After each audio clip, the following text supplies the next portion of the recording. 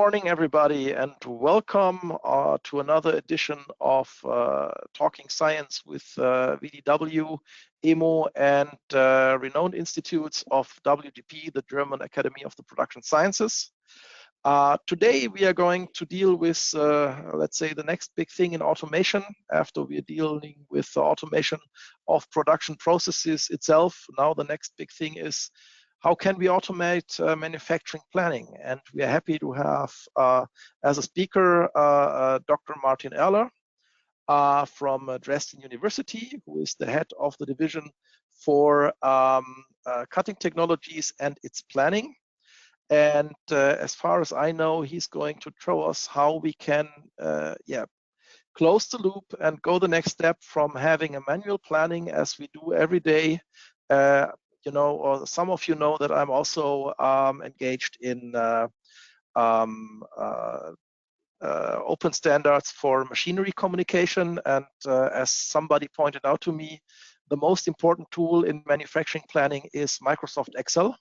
So nothing to be seen about automation here. So I'm eager to learn what's the next big thing and how this can be realized on a software-based approach. So welcome, Dr. Erler. We are looking forward to hearing from you. And to all of you in the audience, feel free to ask any questions. You have a questions window in your operation panel. And when you type in those questions there, I will see them. And we are going to go through these questions after Dr. Erler has finished his talk. But now, Mr. Erler, the floor is all yours, and everybody enjoy the insights. Thank you, Dr. Proos, for this very brief and friendly introduction, and also welcome all. Thanks for the opportunity to talk here and to present our current findings and maybe some glances to the future of manufacturing planning. I'm glad to see that so many here and are curious about the future of manufacturing planning. And my talk today will be split into 4 parts. Today, first of all, I want to go through why subtractive manufacturing is still a topic and will remain in the future. Then we will go into the planning methodology of today. After that, our current findings and approach and a future perspective of planning. Let's start low. Let's start with some facts about subtractive machining. It is still the most important manufacturing process, at least assuming that every sold machine tool is used for manufacturing. And so machine tool production is so important, especially for Germany. Another slide about that. And there is still so much to do and left. Although it has gained a lot of value for us, I want you to look at the lower right left box, and it shows that you need, if you're providing and using a machine tool, then you need to pay 1.4 hours of programming in order to get 1 hour of machining. Taking the higher wages in Germany into account, that means that you already today have to pay more for the programming than for the machining itself. So the costs for programming a machine tool exceed the costs of using it. And then there's another problem, the resource consumption. Of course, this graph shows the whole industry, metal industry, but we can be sure that by the development from 2010 to 2020, we can see that there is a little decrease, but still not enough, and there need to be something done about all those topics, especially in terms of manufacturing and its planning. Luckily, in the last decade, we have won a new technology, and that's where additive manufacturing, or 3D printing so-called, comes into play. It allows an astonishing variety of geometries and has already opened a new door to our world. But there are some obstacles. There are some problems and disadvantages about additive manufacturing. I've pointed out some here on the slide. I won't go through them in detail, and you can read on your own. And as you might know, some of them, at least we can assume, will be solved in the future. Some, at least in some sort, will remain.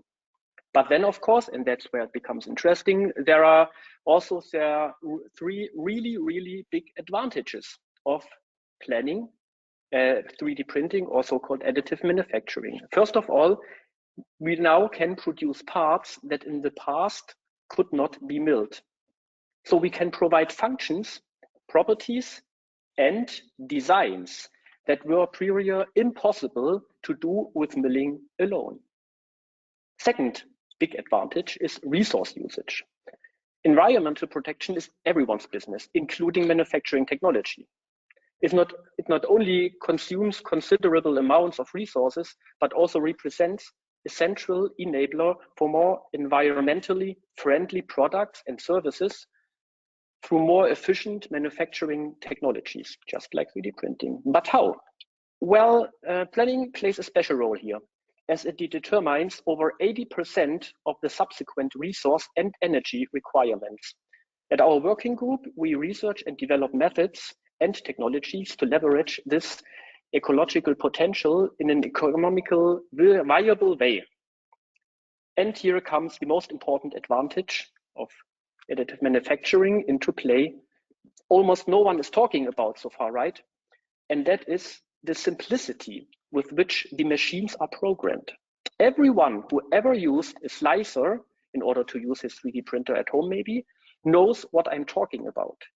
I'm sure that one of the main, if not the most important reason why 3D printers are spreading so fast is that everyone can use them almost without learning. That enables incredible short production times for single parts, independent from their complexity. If you just lose some time maybe in the printing process. But hey, that's how all new technologies have begun, right? You might remember this one, or like this one. Do you remember?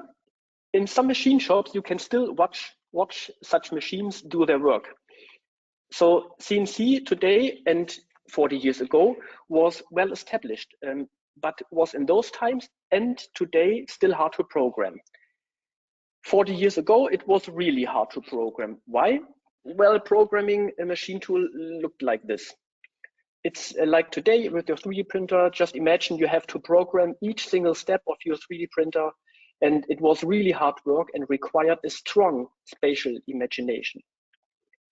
That's why the development of CAM software arose. And here you can see how CAM software started. It's also almost 40 years ago, and most of us were already alive when those inventions started.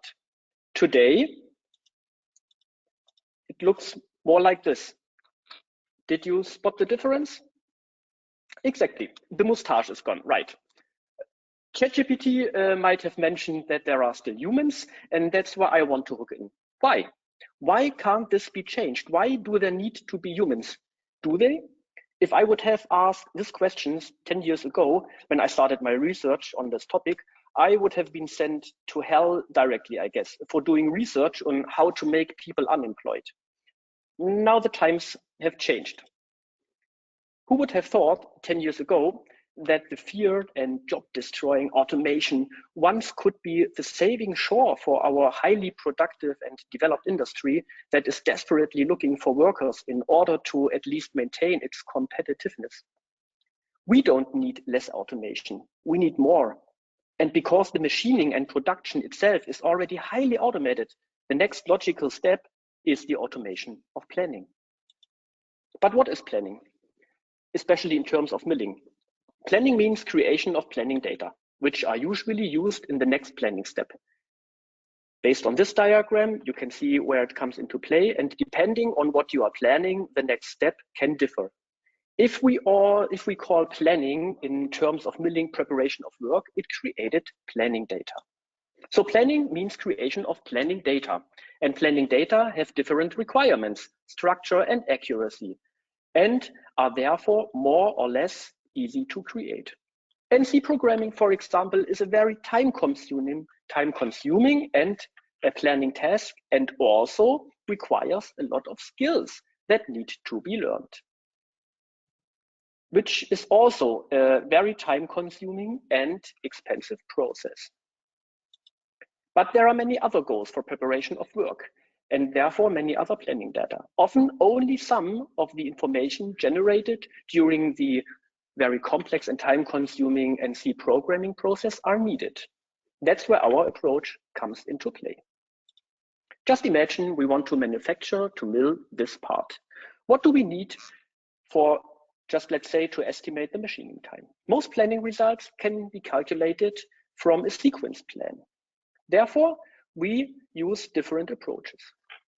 The main influence factors on calculating a part for manufacturing and the main data that can be acquired for manufacturing planning are information about the clamping, which uses a lot of time, the roughing, the finishing, and finally, putting all these three different tasks in their different distributions into a proper, maybe optimized sequence.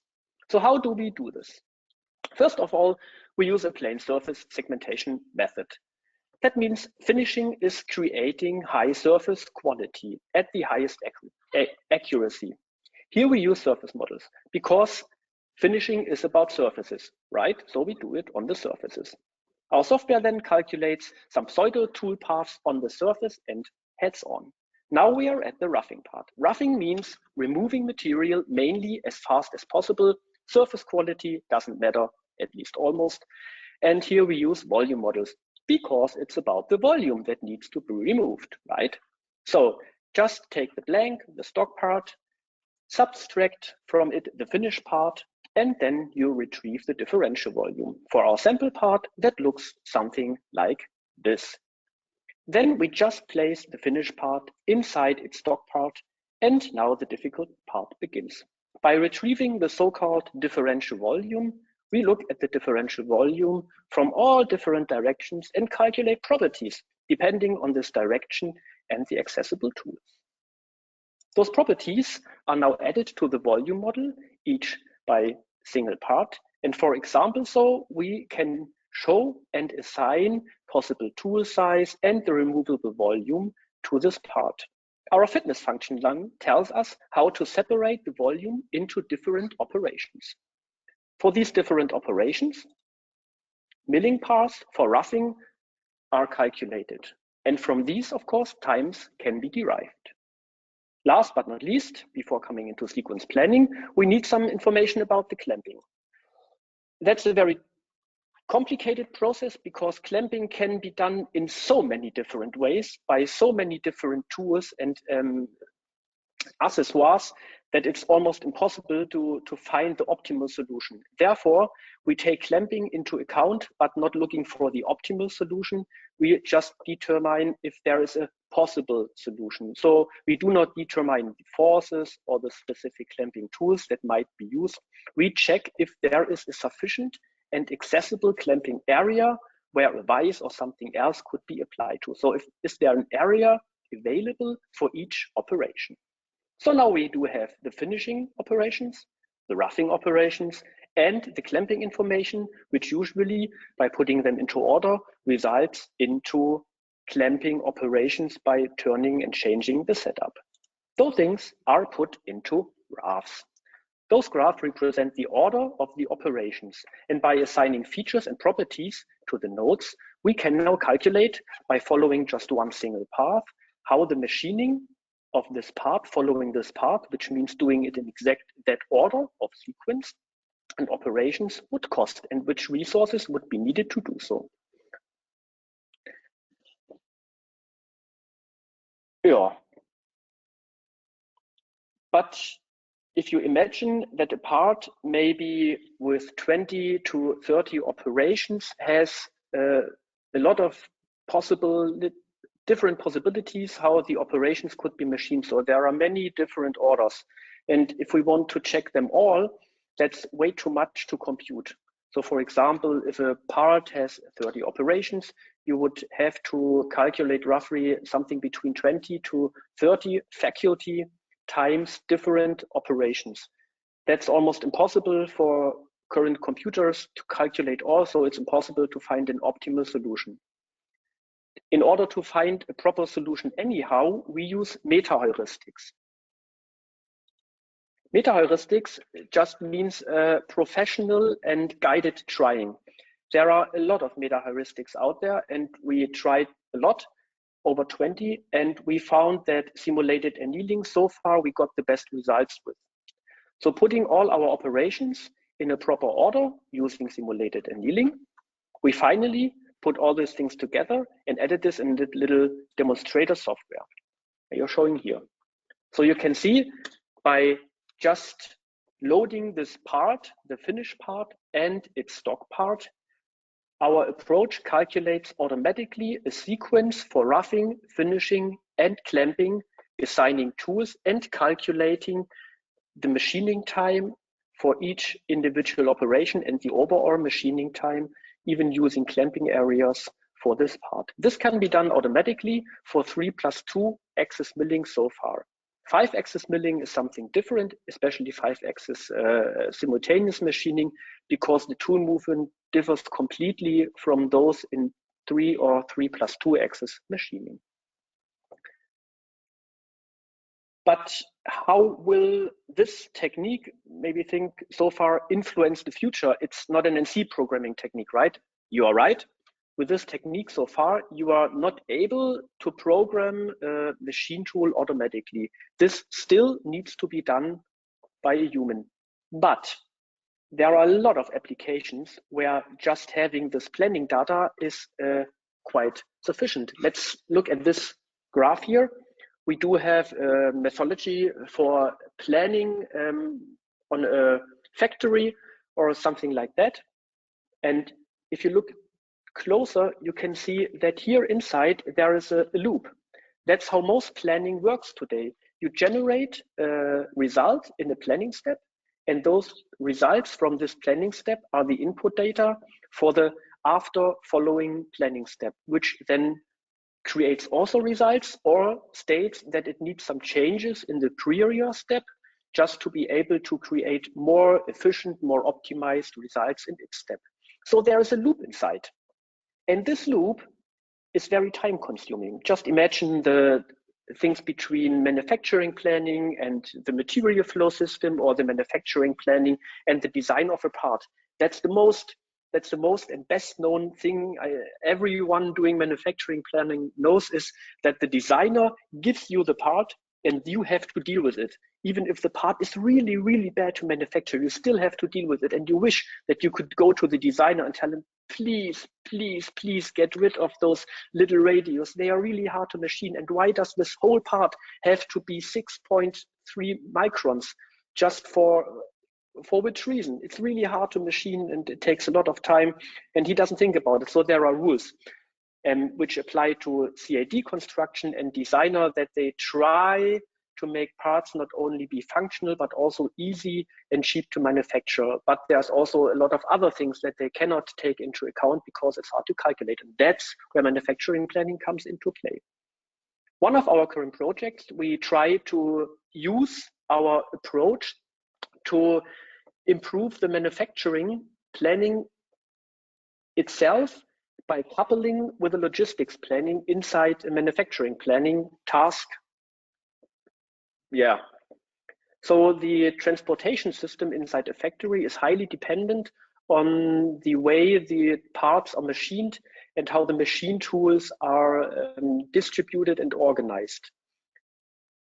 So far, the transportation system had been planned based on very stiff and unchangeable assumptions how the production works, but that is not very user-friendly and not very realistic, because production changes rapidly, and with it the system for the transportation system itself should also. We try to couple this with a fast answering system that can provide easy information what to expect from the future by taking the parts into account and calculating the manufacturing plans for it, or at least the planning data that are needed for making a schedule for the transportation system. We've tried to focus on where this could be used, and this graph, I think, shows it very well, that there are a lot of applications beside that where an automated manufacturing planning could be used.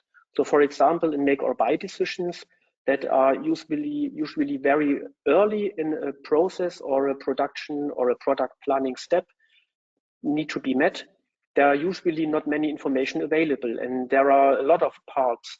Just take a car or something big into a, think of a car where maybe hundreds or maybe even thousands of parts at even maybe a low level need to be decided, do we machine them on our own or do we buy them?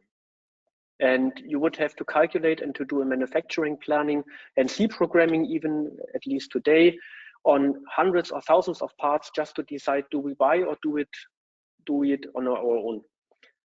With the software, with the approach I've shown to you, it would be possible to do this decision just by a few clicks and get it automatically. You just ask the machine in the evening and you have the answer in the morning. You can do this once, twice, or maybe a couple of times a day. So changing a plan becomes much more feasible than it is current. Same applies to strategy decisions, to scenario calculations, to change processes, or even to investments, where you can also use to better negotiate with contract manufacturers, with suppliers, and even for soft manufacturers, it can be very interesting. And I will show you how.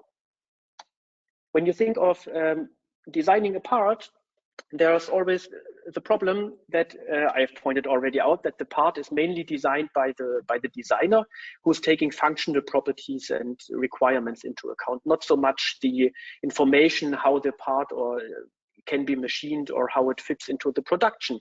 It needs to be machined and produced later with.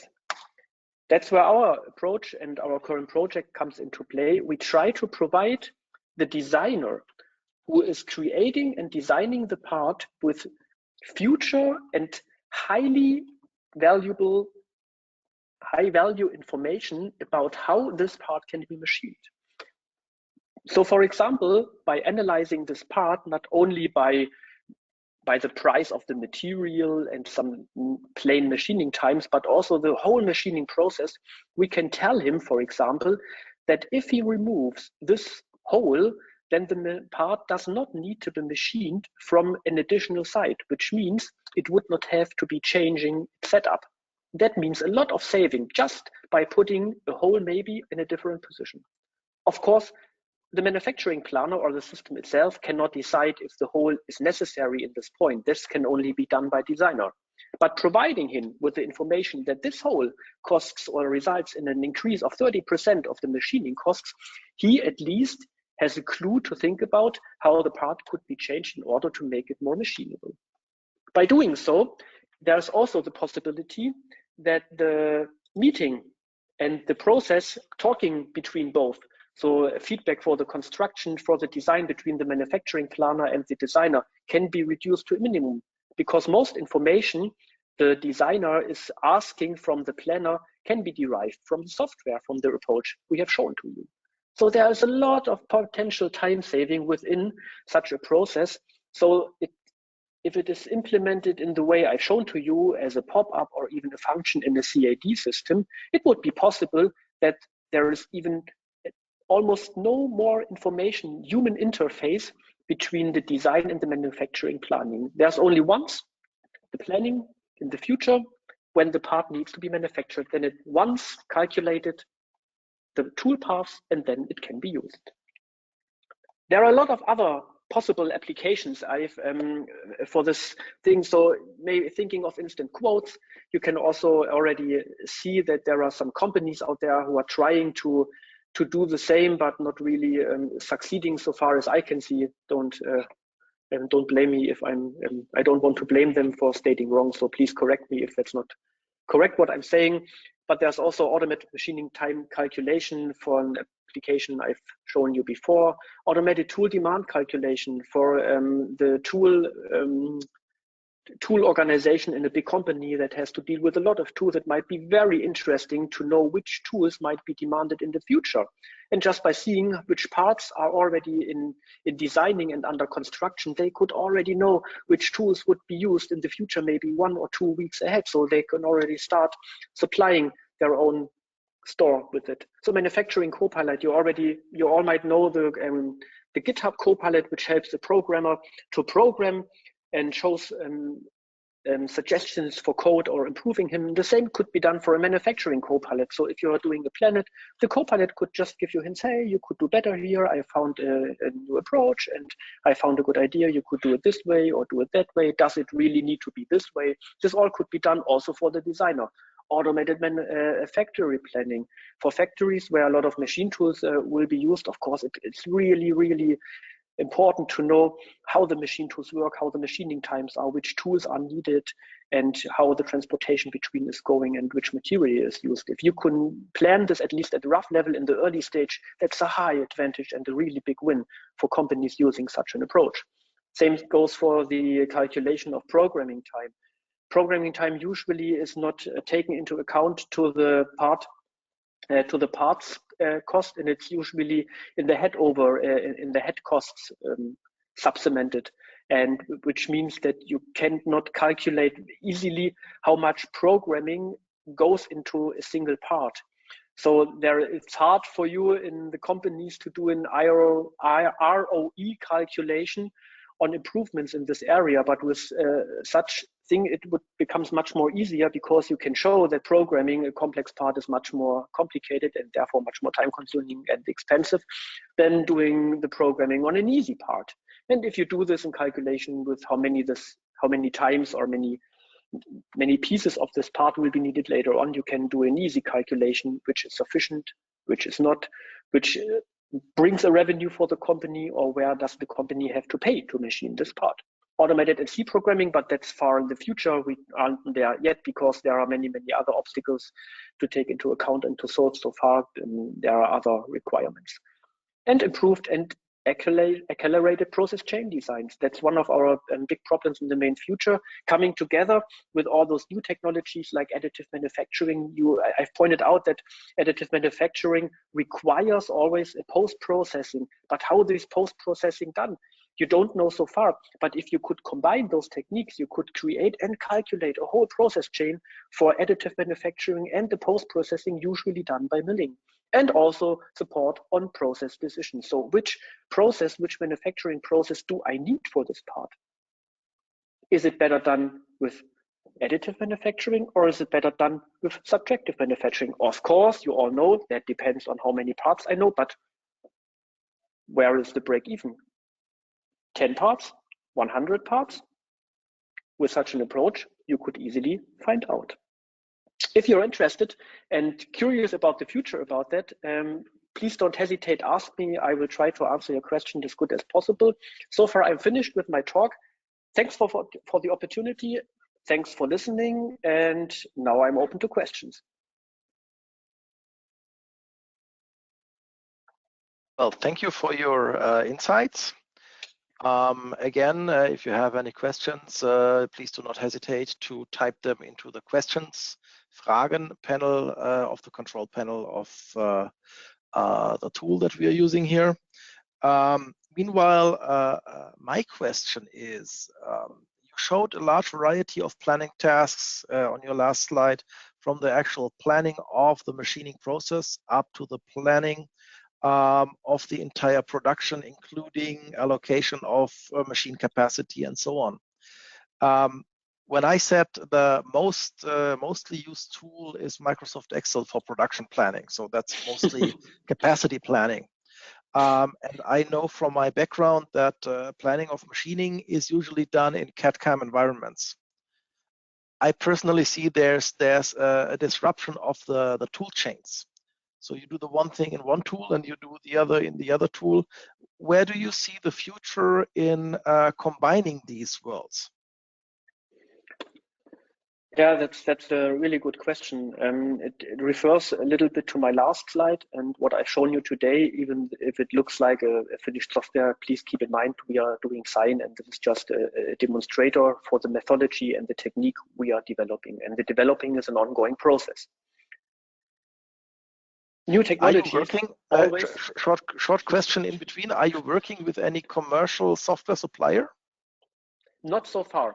Those are currently the projects we are doing are funded by different agencies and different fundings, and we are not at the state where we could go for implementation with a commercial software supplier. But there are software commercial CAD and CAM software suppliers that are within our supporting Beirat. Don't know the German English word currently, but I think everyone will know what I mean. Advisory panel, advisory board. Advisory panel, thank you. Uh-huh. And Okay. they are helping us a lot, and that's currently also not necessary because a lot of CAD/CAM software which are growing together, right? 10 or 20 years before, we could see that there are CAD software and there was CAM software, and then they were talking about the interfaces in between. That's where IHS and all those things and STEP came into play. And now STEP never really established for different reasons. And now the software tools CAD and CAM are growing together. So the CAD software usually is buying CAM providers, and they are growing together, and they are it's just a button in the software anymore. So you're switching just with one button between the designing part and the manufacturing planning part. Okay. So they can keep their models inside and don't need to export them. Okay. Another question here. How much artificial intelligence is in what you're doing here? Oh, that's a good question. Thank you. Of course, it looks very easy, and so you click a little bit around, and then you are done. Already meta heuristics are considered some sort of machine learning because they are some sort of clustering techniques. We are using methods of machine learning inside our software, especially clustering algorithms, advanced clustering algorithms, but AI in terms of artificial neural networks is not implemented so far. We are planning to do so in the future, but for now, I don't see any need or usage for doing so. Because first of all, we need to implement some sort of human behavior of planning to make the planning results look more human-like. And as you all might know, if you want to use a neural network, artificial neural network, you need a lot of training data. And yeah, I asked some companies, but for some reasons they didn't want to give me all their CAD programs and parts. I wonder why. Yeah, but I think this is really one of the dilemmas we have in production technology, that the variety of jobs are so diverse, and that it's really hard to get training data for all the fancy things people believe you can solve in the future with AI. Well, no training, no AI. It's usually as simple as that. Yeah, there's also a big. Please. No. There's also the common problem in planning of manufacturing planning, right? Yeah. So everyone has learned how to program a machine tool, but everyone has learned it in a different way. Or even if they have learned it all in the same way, over the time they established their own way to program a machine tool. Yeah. So if you ask 4 programmers, you get 5 different times. That's how it works, and each one has a very good explanation and reason why he's doing it his way, and then they can talk hours and hours, and there's no reason, so no result who's right, and you have to admit that probably both are right and all 5 are right. And that's the problem when you come along with automated solutions. It just presents one of a lot of incredible amount of possible solutions how to machine a part. And then the planner looks at it and says, no, that's not correct. That's not how I would have done it. So they expect from the software in the first place that the software guesses how they would have machined this part. But they forget if they get the same task the next morning, the next day, they themselves would create a different solution. So if you give the same task to the same planner on 2 different days, he will not create the same solution. So he on his own will create different solutions. But from the software, it is expected that he's guessing the correct solution, as if there is an absolute correct solution for this, which does not exist. And is there any, let's say, metrics where you can say, well, the human process designer can evaluate whatever he does and gets a score, and then you see what the automatic algorithm does and gets a score, and in the end probably the human designer can see that in some tasks the automated planning algorithm simply has the higher score. Yeah, I think that could be a solution how to create the change process, but there needs to be a change in how planning is done, and there needs to be a change of mindset in the people using it. I don't know if this is possible with the current generation, because they are really highly sophisticated technicians, and they have a lot of experience, and I think they have always a good explanation why the lack of this experience is really bad for the planning results, and I think they are right. But at some point there will be the ease and the simplicity of the planning more the bigger advantage than the better result of the planning. That's the big advantage and the big power of standardization. And this comes into play when this software or this techniques like these spread over the whole industry, and some companies start taking advantage of those really short planning times and can provide services and products that are based on this. And then it's not important anymore if the machine tool is running 2 minutes or if it's running 5 minutes, if you can make it run within 30 seconds instead of half an hour. That's the important part. Especially for parts with which are produced at lower piece amounts, like 1 or 2 5 pieces, which is a big field of application and a really big use case in the future. Okay, thanks for your explanations. I don't see any more questions here.